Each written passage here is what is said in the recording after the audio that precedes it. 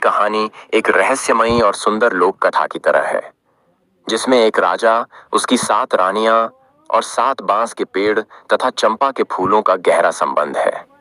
चलिए इस कहानी को विस्तार से सुनते हैं। एक राजा और 7 रानियों की कहानी। बहुत समय पहले की बात है।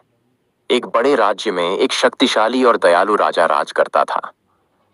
उसकी 7 रानियां थीं, लेकिन रानियों में आपस में ईर्ष्या और प्रतिस्पर्धा बनी रहती थीं, क्योंकि वे राजा के प्यार में एक दूसरे से आगे निकलना चाहती थीं।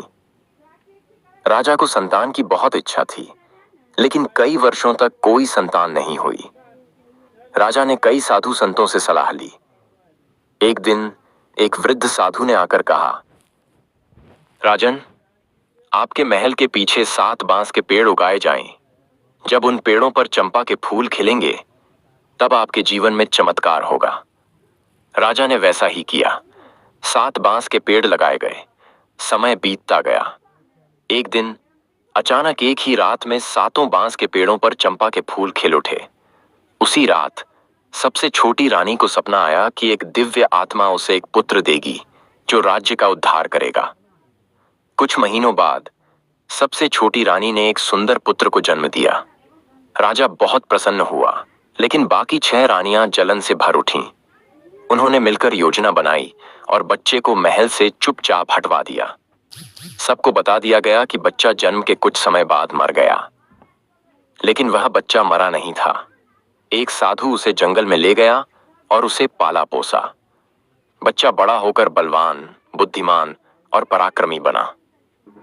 कई सालों बाद उस युवक ने एक प्रतियोगिता में भाग लिया, जो राजा द्वारा आयोजित की गई थी।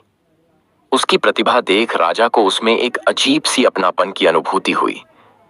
कुछ घटनाओं के बाद सच्चाई सामने आई। वही युवक राजा और सबसे छोटी रानी का पुत्र था। राजा ने उसे गले लगाया। रानियों के छल का पर्दाफाश हुआ और सबसे छोटी रानी को उसका न्याय मिला। 7 बांस के पेड़ और चंपा के फूल अब राज्य में पुनः समृद्धि और सौभाग्य के प्रतीक बन गए। इस कहानी का सार यह है, ईर्ष्या, छल और झूठ का अंत होता है, जबकि सच्चाई, प्रेम और धैर्य हमेशा जीतते हैं। अगर चाहो तो मैं इस कहानी को और विस्तार में या किसी विशेष शैली में, जैसे बच्चों के लिए कविता में, नाट्य रूप में भी सुना सकता हूं। रिफल कुमार रिफल शर्मा को चैनल को सब्सक्राइब करें, लाइक करें, कमेंट करें, शेयर करना बिल्कुल ना भूलें।